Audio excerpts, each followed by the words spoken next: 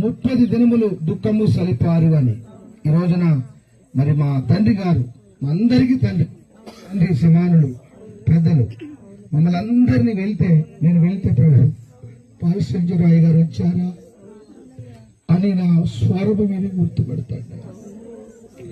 నాతో మాట్లాడటానికి ప్రత్యేకంగా బయటకు కూర్చుంటాడు.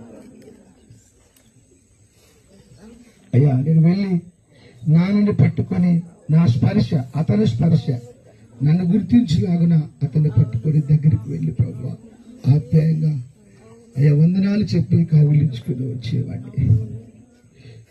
అయ్యా మరి నా తండ్రి సమానులైనటువంటి వారిని ఈ రోజున భూస్థాపిత కార్యక్రమం చేయడం నాకు ఇచ్చిన భాగ్యాన్ని బట్టి వదరా. నాతో అమ్మ నాన్న ఎప్పుడనేవారు, అయ్యా అన్నయ్యకి నువ్వే తమ్ముడివి, నువ్వు తోడుగా ఉండమని చెప్పేవారు. ఎవ్వరు వచ్చినా ఆప్యాయంగా పలకరిసేవాడు. వారి స్వరాన్ని గుర్తుపట్టి ఇలా పేరు పెట్టి పిలిచేవాడు. తనకి ఏమర్థమైనా కాకుండా ఆ ధ్వని వినపడగానే హల్లెలూయా అని చెప్పేవాడు.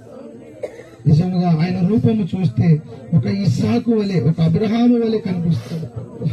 ఆ తెల్లని ఆ జుట్టు ఆయన మెరిసిపోతూ అయ్యా ఆ చక్కని వస్త్రములు ధరించుకుని గంభీరముగా మా మధ్యలో ఉన్నాడు. నాయన లోకయాత్ర ముగించాడు. రేవల కాలంలో కష్టపడ్డాడు. తన కుమారుల కొరకు, తన భార్య కొరకు, కుటుంబం తన రెక్కలు ముక్కలేగా ఎన్నో కష్టాలు పడ్డా. నేను ఎన్నాను ప్రభు, వారి గ్రామస్తుల ద్వారా, వారి సాక్షులు ఎన్నో బాధలు పడ్డాడు. కుటుంబాన్ని నిలబెట్టాడు, వంశవృక్షాన్ని నాటాడు. కొడుకులు, కోడళ్ళు, మనవరాళ్ళు, మనవలు, ముని మనవలకు ఈ రోజున చూసి విదాసుడు ఈ లోకయాత్రను, లోక ప్రయాసను విడిచి నీ సన్నిధికి వచ్చాడు. ఎంతమంది ప్రభు నిజంగా నాన్న మీద ప్రేమతోనే వచ్చాడు, ఆ ప్రేమతో వచ్చాడు, మనపూర్వకంగా వచ్చాడు.